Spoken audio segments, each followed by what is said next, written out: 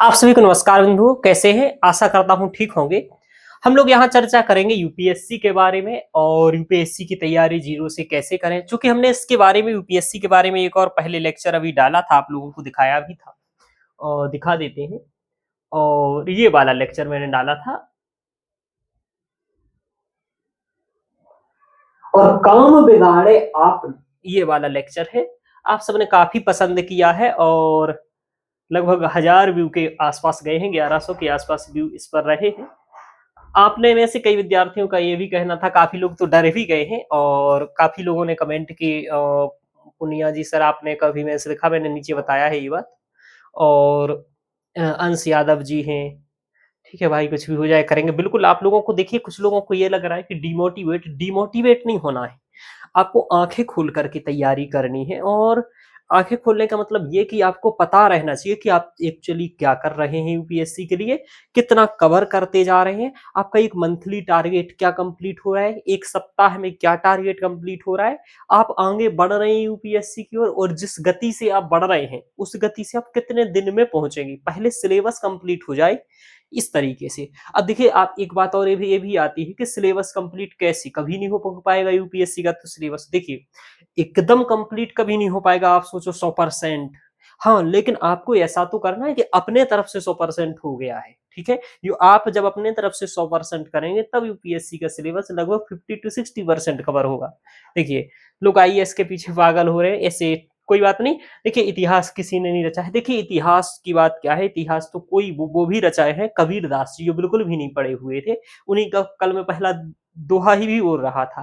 तो इतिहास तो कोई भी रच सकता है, लेकिन यूपीएससी ही किसी इतिहास से कम नहीं है। यदि आप यूपीएससी की तैयारी में 5 से 6 साल के लिए यदि सोच भी रखते हैं कि भाई करना है और लग ही जाता है, तो ये 5 से 6 साल का जो धैर्य होता है ये किसी इतिहास रचने से कम नहीं होता है।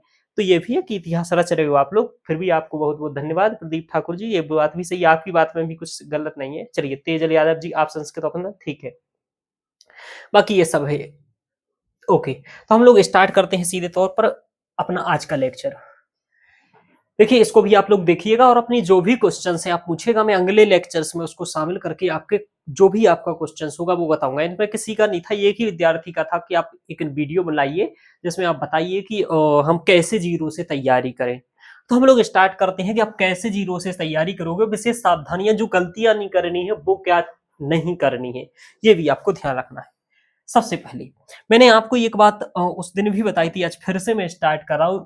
यूपीएससी में आपके टोटल आप जब देखेंगे तो आप इस तरीके से 5 चरण मान करके चलेंगे। कितने चरण आप मान करके चलेंगे कि यूपीएससी के आपके 5 चरण हैं और यही आपकी तैयारी को गति देगा। पहला चरण क्या है, सबसे पहले आपको क्या करना है, दूसरे नंबर पर क्या होना चाहिए, तीसरे पर और चौथे पर इधर है यूपीएससी का लेवल। अब इस लेवल को तक पहुंचने से पहले सबसे पहले है आपके पास सिलेबस और पीवाईक्यू। सबसे पहले जब आप तैयारी करोगे तो आपको ये दो चीजें सबसे पहले आपको अपने पास रखनी है।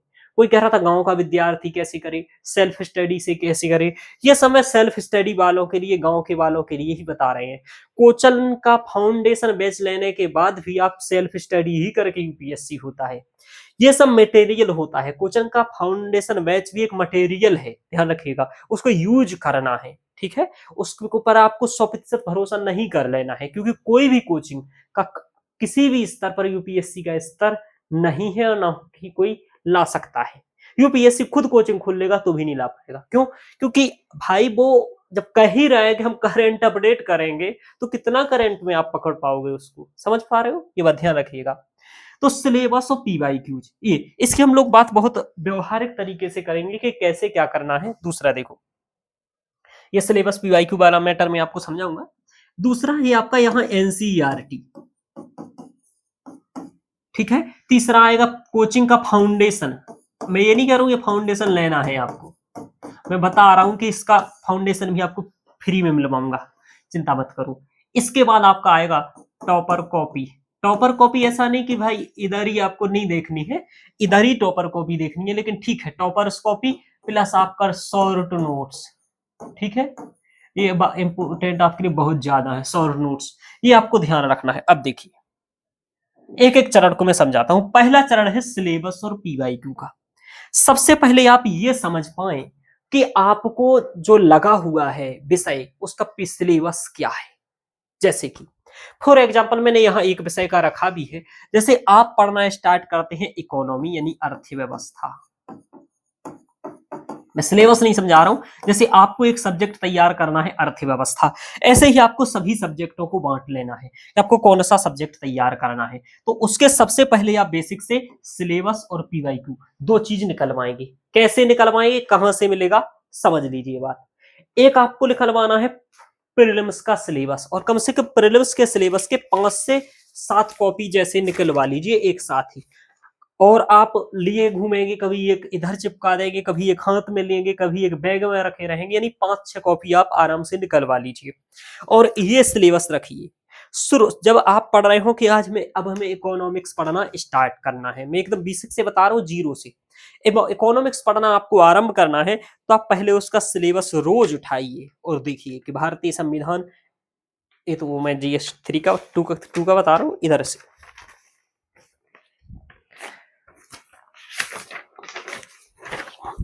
भारतीय अर्थव्यवस्था तथा योजना, संसाधनों को जुटाना, प्रगति, विकास और रोजगार से संबंधित विषय, ये वाला इधर लिखा भी हुआ है, ये लिखा है इधर, भारतीय अर्थव्यवस्था तथा योजना, संसाधनों को जुटाना, विकास, प्रगति, रोजगार से संबंधित विषय, इस तरीके से।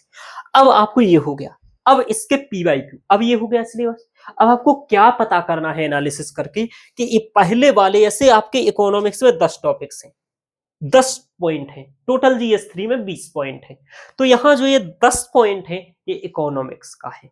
इकोनॉमिक्स के क्वेश्चंस कैसे आते हैं, अब आपको देखना है पेपर मेंस में कितने आते हैं। मैं यहां मेंस की बात कर रहा हूं, प्री की बात करूंगा, मेंस में देखना है। आप देखेंगे कि 4 क्वेश्चन आते हैं 10-10 नंबर के, और 4 क्वेश्चन आते हैं 15-15 नंबर के, तो 15 चौका 60 और इधर 40, टोटल लगभग 100 नंबर का इकोनॉमिक्स GS 3 में आता है। अब आपको ये पता चल गया कि 4 क्वेश्चंस भाई प्रत्येक वर्ष किसके आते हैं, 10-10 अंक के, 4 क्वेश्चंस 15-15 अंक के आते हैं, जो 15 अंक के आते हैं इन्हें लिखा जाता है 250 शब्दों में, और जो 10 अंक के आते हैं इन्हें लिखा जाता है 150 शब्दों में। ये आपका हो गया, इनका आप मान करके चलिए 2 पेज और इसका मान करके चलिए 3 पेज। अब आपको प्रत्येक वर्ष कितने क्वेश्चन हुए, 8 क्वेश्चंस। 8 क्वेश्चंस जो आए हैं प्रत्येक वर्ष, वो 8 क्वेश्चन इस 10 टॉपिक्स में से कहां से आए हैं इकोनॉमिक्स के, ये आपको पता करना है सबसे पहले। अब आप कहोगे सर कुछ पढ़े हैं ही नहीं, जीरो से स्टार्टिंग कर रहे हैं, कैसे पता करेंगे। इसके लिए आपको सहायता लेनी है टीचर्स की, खासकर मेरी। मैं यहां आपको, जब आप यहां पर मैं सिलेबस आपका डिस्कशन करा दूंगा निःशुल्क। अब कैसे सिलेबस डिस्कशन कैसे करना है, जैसे आपके मैं यहां पर क्या करने वाला हूं, इसीलिए यहां पर ये लिखा भी है कि सामान्य अध्ययन लेक्चर 1 लिख कर देता हूं, आज तक ऐसा सिलेबस नहीं समझा होगा। यानी कि सबसे पहले सिलेबस और पीवाईक्यूज आपको समझ लेने हैं, सिलेबस पीवाईक्यूज के बाद ही आपको एनसीईआरटी की ओर गमन करना है, एनसीईआरटी पढ़ना है। इससे आपको ये पता चल जाएगा कि भाई जो सिलेबस पढ़ा है वहां पर जो हम एनसीईआरटी का पोर्शन पढ़ रहे हैं वो कहां पर इसका काम का है। ठीक है, एक मिनट में एक और पेन ले, कहां पर काम का है। चलिए अब देखिए, जैसे ये मैंने बताया 10 टॉपिक्स है, अब आपको क्या करना है, तो ये सिलेबस कहां मिलेगा, सिलेबस आप जाकर के गूगल पर लिखेंगे यूपीएससी सिलेबस, और नहीं मिलता है तो आप एक काम करिए, मेरा टेलीग्राम ज्वाइन कर लीजिए, और टेलीग्राम में मैं आपको यूपीएससी का सिलेबस सेंड कर दूंगा, आप लोग डाउनलोड कर लीजिएगा। दूसरा, आपको मेरा टेलीग्राम चैनल ज्वाइन कर लेना है, जो आपको अभी कमेंट में दिखेगा, डिस्क्रिप्शन में भी दिखेगा, क्योंकि मैं जो कंटेंट यहाँ कहूंगा कुछ कुछ कंटेंट मैं ही आपको प्रोवाइड करूंगा, जिससे कि फ्री में ही करूंगा, इसका कोई पैसा नहीं है। ये आपके 10 साल के पेपर निकाल लेने हैं, 2013 से 12 से जो आपको मिल जाए निकाल लीजिए, 2012-13 से लेकर के अभी तक के, मैंने 12-13 से लेकर के 2024 तक के निकाले हैं, 25 का अभी हुआ था तो वो मैंने नहीं निकाला हूँ, वो ऑनलाइन पढ़ लिया मैंने, वो भी निकाल के लाएंगे। तो ये आप इस तरीके से 2025 तक का ये निकाल देंगे। ये GS 3 मार्क तक का है, ऐसे GS 2 का, GS 1 का, सबका आप सिलेबस अभी निकाल देंगे, और ये पीवाईक्यूज अभी निकालेंगे, सिर्फ मेंस के हैं। अब आप क्या करेंगे, आठों देखेंगे कि 2024 में जो आया पहला कहां से आया, जैसे इसमें लिखा है भारत में भूमि सुधारों के उपरांत की अवधि में, इसमें लिखा है भारत में जब भूमि सुधार किए गए तो उसके बाद की अवधि की बात कर रहा है। अब आपको देखना है क्या इसमें कहीं भूमि सुधार लगा है सर? हाँ सर, ये दिख रहा है भारत में भूमि सुधार, लैंड रिफॉर्म इन इंडिया। ये 7वें टॉपिक से क्वेश्चन आया है। कब का आया है? 2024 का अब पहला क्वेश्चन आया है। सेट क्या है? सेट भी इसमें होता है, सेट इसमें नहीं दिख रहा है। अब देख लीजिएगा, पहला क्वेश्चन सबको यही दिखेगा, भारत में सुधारों के उपरांत की अवधि में। ठीक है, अच्छा इसमें भूमि सुधार नहीं लिखा है, सॉरी थोड़ी सी गलती हो गई। इसमें भारत में सुधारों के उपरांत लिखा है, इनमें एलपीजी रिफॉर्म की बात है, वो इधर आएगा पहले वाले में। ये थोड़ा सा गलती हो गई मेरे से, मैंने सुधार देख लिया। एलपीजी 1991 के जो एलपीजी रिफॉर्म है उनकी बात इधर पर की जा रही है। तो अभी किस यूनिट से आएगा? इसमें आएगा।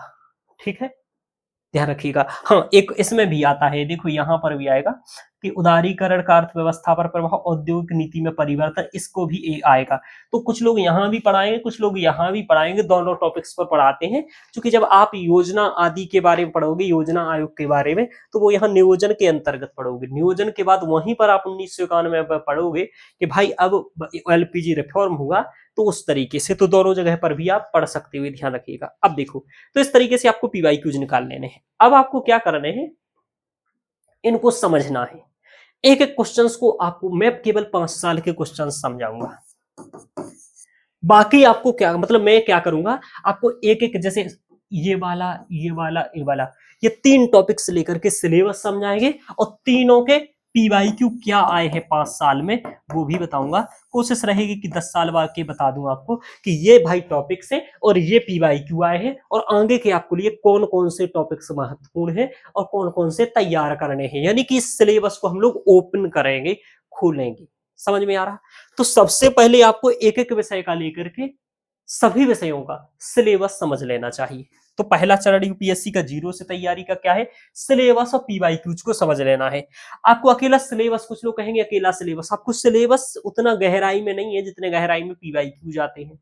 तो आपको ये ध्यान देने की जरूरत है यहाँ की पीवाईक्यूज से ही आप सभी प्रकार के टॉपिक्स और ट्रेंड को समझ पाएंगे। तो ये क्वेश्चंस, अब आप कहेंगे सर क्वेश्चंस एक साथ कहाँ मिलेंगे? अब मेरा टेलीग्राम ज्वाइन कर लीजिएगा, वहां मैं चारों जीएस का आपको एक साथ ही क्वेश्चंस दे दूंगा 10 साल का, तो आप उसको निकलवा लीजिएगा। ठीक है, अब दूसरा चरण है एनसीईआरटी का। तो सिलेबस में क्या गलती करते हैं, इसमें सावधानी क्या ध्यान रखना है कि इस तरीके से गहराई में स्टूडेंट सिलेबस समझते ही नहीं, उन्हें पता ही नहीं है कि भारतीय अर्थव्यवस्था का मतलब इधर क्या पूछेगा, योजना का मतलब क्या है, संसाधनों को जुटाना क्या है, प्रगति क्या है, विकास क्या है, रोजगार क्या है। इन सभी से संबंधित 5 टॉपिक से संबंधित यहाँ पर संबंधित विषय पूछे जाएंगे। यानी कि इशू, देखिए यहां लिखा होगा Indian economy and issue relating to planning, mobilization of resources, growth, development and employment. ये अब इसके अंतर्गत क्या क्वेश्चंस बने हैं 10 साल में और आगे क्या बन सकते हैं, ये दोनों संभावनाएं आपको देखने का प्रयास करना है। कैसे करना है वो मैं करवाऊंगा आपको साथ में यहाँ पर। तो आप लोग बताइएगा ये स्टार्ट करना है या नहीं करना है। आगे आप लोग पीवाईक्यू और सिलेबस समझना चाहते हैं या नहीं चाहते हैं। आप यदि ये समझना चाहते हैं तो मुझसे कहेंगे और ये वीडियोज देखेंगे तो मैं आपको एक एक लेक्चर देख करके 4 से 5 लेक्चर्स में ये इकोनॉमी का सिलेबस, इसी तरीके से प्रत्येक विषय के सिलेबस को समझने के लिए और पीवाईक्यूज को समझने के लिए आपको 4 से 5 लेक्चर्स रहेंगे। मैं यहाँ पीवाईक्यूज का आंसर नहीं लिखवाऊंगा, पीवाईक्यूज समझाऊंगा और ये बताऊंगा देखो ये क्वेश्चंस क्यों पूछ रहा है और कहां से पूछ रहा है, कारण बताऊंगा कि यह क्वेश्चंस क्यों पूछा जा रहा है, उसके पीछे लॉजिक क्या है, और उस बस क्या रिफॉर्म हुआ था या उससे 2 साल पहले क्या करंट में सुधार हुआ था, या वो समस्या आज भी विद्यमान है इसलिए पूछा जा रहा है। यानी कारण बताऊंगा क्वेश्चंस क्यों आया और सिलेबस के किस टॉपिक से रहा। तो आप क्या करेंगे, कोई मुद्दा करंट में देखेंगे तो आप उसको सेम रिलेट कर पाएंगे कि किस जीएस के किस पार्ट से रिलेट हो रहा है। समझ में आ रहा? चलिए, अभी जैसे एक बिल इसी बार पारित हो कि वो मसौदा आदि उसमें आया है और उसकी चर्चा चल रही है कि हम अपने बीज पैटर्न में सुधार करेंगे। यानी जो बीज आ रहे हैं, जैसे अब गेहूं का बीज हुआ, सरसों का बीज हुआ, आदि आदि सोयाबीन का बीज हुआ, तो बीज सुधार से तो ये 4थी यूनिट से और 5वीं यूनिट से लिंक करेगा, खासकर चौथी यूनिट से।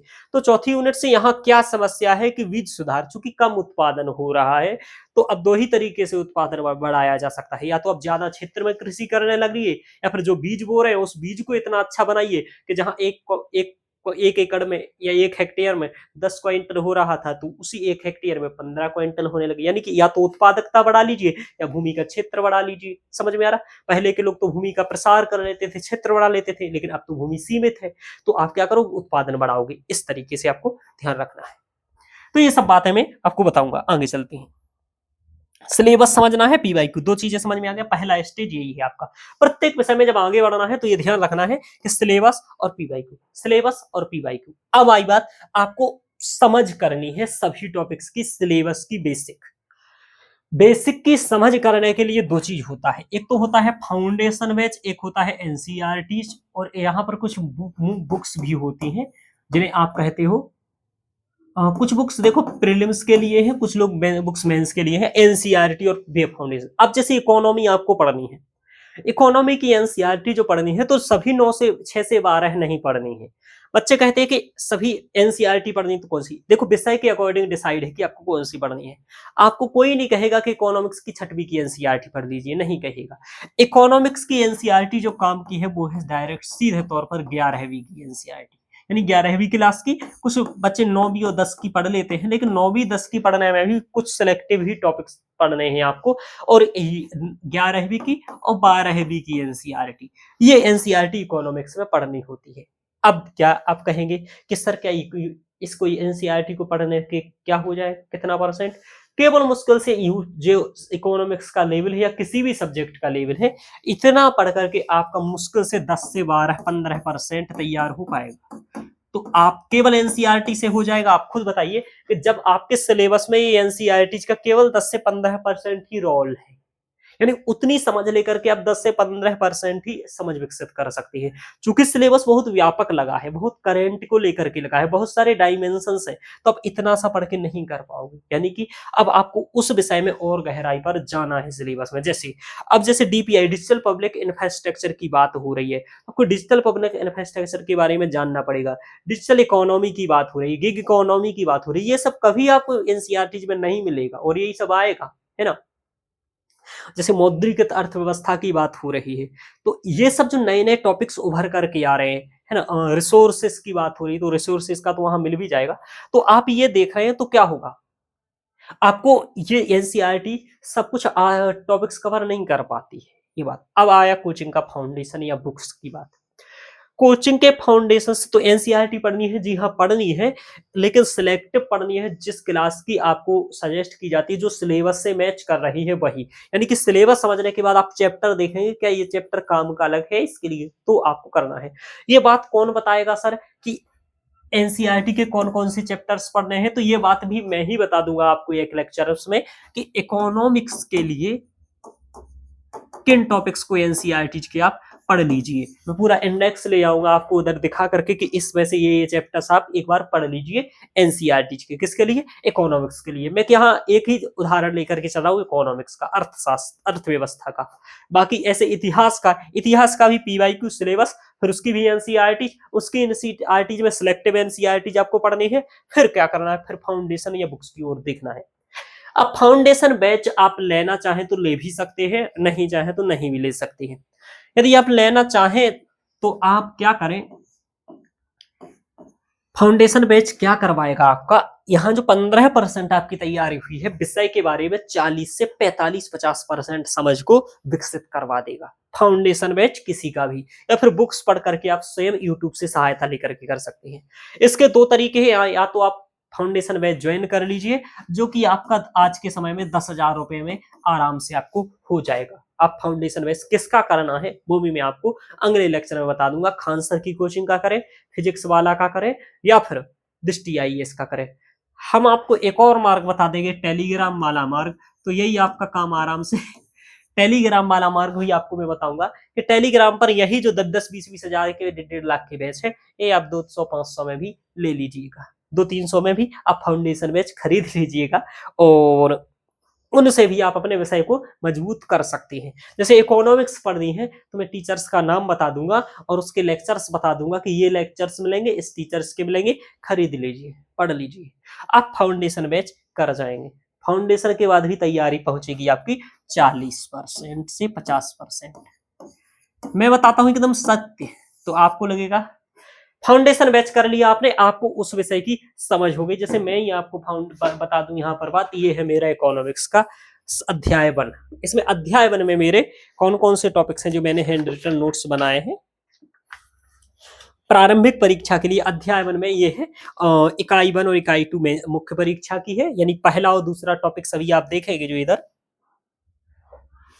भारतीय अर्थव्यवस्था तथा योजना, समावेशी विकास तथा ये दो पहला और दूसरा वाला इस रजिस्टर में है। तो भारतीय अर्थव्यवस्था और दूसरा इसमें राष्ट्रीय और आर्थिक नियोजन, ये टॉपिक्स है। तो इस तरीके से मैंने अपना बना रखा है हैंड रिटन नोट्स। इस तरीके से हैंड रिटन नोट्स काफी कंप्लीट बना रखा है। तो ये सब इकोनॉमिक्स का इस तरीके से आप समझ में आ रहा। यदि मुझे टाइम मिलेगा तो मैं ही आपको यहाँ पर यूट्यूब पर निःशुल्क ये सब चीजें पढ़ाने का प्रयास करूंगा। जितना अधिक मेरे से हेल्प हो सकेगी उतना मैं आपको करूंगा, नहीं तो मैं बता दूंगा। जैसे ये है, एक ही पेज में आपको पंचवर्षीय योजना इतना ही करना है, केवल इतने ही काम की, उसमें से भी आपको कर दिया। तो इस तरीके से आपको अपना नोट्स बनाना है, ध्यान रखिएगा। तो यहाँ पर मैंने एक बात और क्या बताई आपको कि फाउंडेशन खरीद सकते हैं 10-12 हजार का, आप डायरेक्ट कोचिंग से भी खरीद सकते हैं और आप टेलीग्राम का मार्ग भी अपना सकते हैं। दूसरा ये भी नहीं अपनाना है तो यूट्यूब की सहायता लेंगे आप, और एक एक टॉपिक्स जो मैं सिलेबस समझाऊंगा उस सिलेबस के अकॉर्डिंग एक एक टॉपिक्स यूट्यूब से भी सर्च करके किसी भी टीचर का आए पढ़ सकते हैं। यूट्यूब का सहारा, चैट जीपीटी का सहारा, गूगल का सहारा, इनका सहारा लेकर के आपको पढ़ना है, ध्यान रखिएगा। चैट जीपीटी के बारे में एक कह दूं, वो पूर्णतः सत्य नहीं बताता है, काफी गलतियां करता है, तो ध्यान रख के उपयोग करना है। आगे देखिए, अब इसके बाद क्या होगा, आपकी तैयारी हुई केवल 40 से 50%। फिर आपको जाना है टॉपर्स की कॉपीज को देख करके, यानी अब आपको विषय की सामान्य समझ हो गई। फिर से इधर से पीवाईक्यूज पर आना है। अब पीवाईक्यूज रोज देखेंगे यार, मेंस के और प्रीलिम्स के। यही फाउंडेशन का जब बैच पढ़ लो तो मेंस और प्री का अब केवल 10 से 12 दिन उस विषय का, मतलब रोज क्वेश्चंस देखो, प्रीलिम्स का रोज क्वेश्चंस लगाओ। अब आप प्रीलिम्स का क्वेश्चंस 10 साल का निकाल लेना, वो भी दृष्टि की साइट से, आप चाहेंगे गूगल पर, वहां से निकल के आ जाएगा। नहीं निकाल पाते हो तो आप मेरा बैच ज्वाइन कर लीजिए, मैं करो बैच कर लीजिए, मेरा टेलीग्राम ग्रुप ज्वाइन कर लीजिए। वहां पर मैं शेयर कर दूंगा एक सब्जेक्ट का कि इकोनॉमिक्स के 10 साल के प्रीलिम्स के क्वेश्चन ये है, उत्तर सहित उन्हें आप डाउनलोड कर लीजिएगा आपने यहाँ। अब देखिए, इसके बाद आपको टॉपर्स कॉपीज देखनी है और शॉर्ट नोट्स बनाने हैं। आपने फाउंडेशन में डिटेल्स नोट्स बनाए हैं, बहुत सारा पढ़ करके बहुत डिटेल्स नोट्स बनाएंगे। अब आपको शॉर्ट टॉपर्स कॉपीज देखनी है और देखना है कि जो मैंने कंटेंट लिखा है वो तो मैंने काफी डिटेल्स में लिखा है, उसका हम पेपर में यूज कैसे करेंगे, उसके लिए आपको एक शॉर्ट नोट्स बनाने पड़ेंगे। तो शॉर्ट नोट्स आप बनाइएगा। शॉर्ट नोट्स में ऐसा कि इकोनॉमिक्स का यदि आपका नोट्स 400 से 500 पेज का है तो इतना तो प्रीलिम्स के समय या प्रीलिम्स के समय रिवीजन नहीं करोगे। तो इसका आप क्या करिए, दो भागों में प्रीलिम्स का नोट्स बना लीजिए 50-60 पेज का, जिसमें केवल डेट डाटा लिख लीजिए, और दूसरा मेंस का नोट्स बना लीजिए 30 से 40 पेज का। 30 से 40 पेज का, इसमें वही चीजें याद रख लिख रही है शॉर्ट नोट्स में जो आपको डिटेल्स में याद नहीं हुई है। यानी डिटेल्स नोट्स आप 8 से 10 बार रिवीजन करेंगे तो आपका शॉर्ट नोट्स फिर उसके बाद बनाना है। टॉपर्स कॉपीज में आप क्या देखेंगे, कैसे पॉइंट लिखने हैं, कैसे डेटा लिख रहे हैं, कैसे समितियों के बारे में कर रहे हैं, ये सब आपको करना है। तो मेंस का आपको नोट्स बनाना है। यहाँ पर आपको जैसे ही फाउंडेशन पढ़ो, अब आपको टेस्ट सीरीज लगानी है। टेस्ट सीरीज मेंस की टेस्ट सीरीज लगानी है। किस कोचिंग की लगानी है एक मैं वो भी बता दूंगा एक वीडियो में कि किस कोचिंग की आप टेस्ट सीरीज ले लीजिए, और ऑफलाइन ही जाकर के अधिकतर टेस्ट सीरीज दीजिए तो ज्यादा अच्छा है। तो टेस्ट सीरीज के बाद अब टेस्ट सीरीज लगानी है, अपने नोट्स बार बार रिवीजन करना है और शॉर्ट नोट्स में ऐड करके जाना है कंटेंट। इस तरीके से आपकी प्रक्रिया चलेगी। फिर आप क्या कर पाएंगे, फिर आप टेस्ट सीरीज लगाएंगे और यूपीएससी के क्वेश्चंस देखेंगे। इतना आप कर लेंगे तो उस विषय के बारे में आपकी तरफ से तैयारी हो जाएगी 70 to 80%। अब इसके बाद आपको रेगुलर करंट पर नजर रखनी है और करंट रेगुलर देखना है कि कहाँ कौन सी घटना हो रही है, कहाँ कौन सा उस विषय से संबंधित डेवलपमेंट हो रहा है, ये सब देखना है। जब आप करंट की घटनाओं को देखते रहेंगे, डेवलपमेंट देखते रहेंगे, तो 8 से 10 परसेंट तैयारी आपकी निरंतर चलेगी, जो आपका कभी सब्जेक्ट समाप्ति होगा। तो ये कभी मत सोच लीजिएगा इकोनॉमिक्स हो गया कंप्लीट, अब नहीं होगा, क्योंकि इकोनॉमिक्स आप कभी कंप्लीट कर ही नहीं सकते, ना पॉलिटी कर सकते हो, क्योंकि नया नया डेवलपमेंट होता रहेगा करंट में, समसामयिक मुद्दे आते रहेंगे, वहां से एक दो क्वेश्चन हर बार आते हैं, वो आपके छूट जाएंगे। इसलिए आपको ये ध्यान रखना है कि 70 to 80% ऐसे पहुंचेगा, फिर आप करंट पर करते रहेंगे और निरंतर इकोनॉमिक्स का करंट देखते रहेंगे। करंट के लिए आप एक मैगजीन को चयन कर लेंगे और बाकी आप या द हिंदू वगैरह जो आप पढ़ पाते हैं वो भी पढ़ लेंगे। कैसे पढ़ना है वो सब बातें हम आगे करेंगे। ये बात हुई इतनी। अब देखिए, तो इस तरीके से आपको यहां तक पहुंचना है। अब आपको लगेगा कि किसके, इतना तो समझ में आ गया। सबसे पहले क्या जरूरी है, सिलेबस किसी भी सब्जेक्ट का।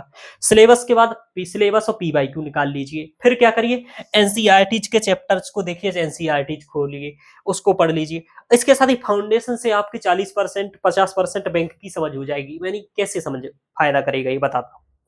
जैसे आपको आई कोर क्या है, incremental capital output ratio, CRR क्या है, एसएलआर क्या क्या है, ये सब बातें यदि आपने नहीं पढ़ी है, निवेश क्या है, ठीक है, वो पूंजी निर्माण कैपिटल फॉर्मेशन क्या है, ये सब आपको आप बातें पता ही नहीं है। नेशनल इनकम क्या है, जीडीपी क्या है, एनएनपी कैसे निकालेंगे, समझ में आ रहा।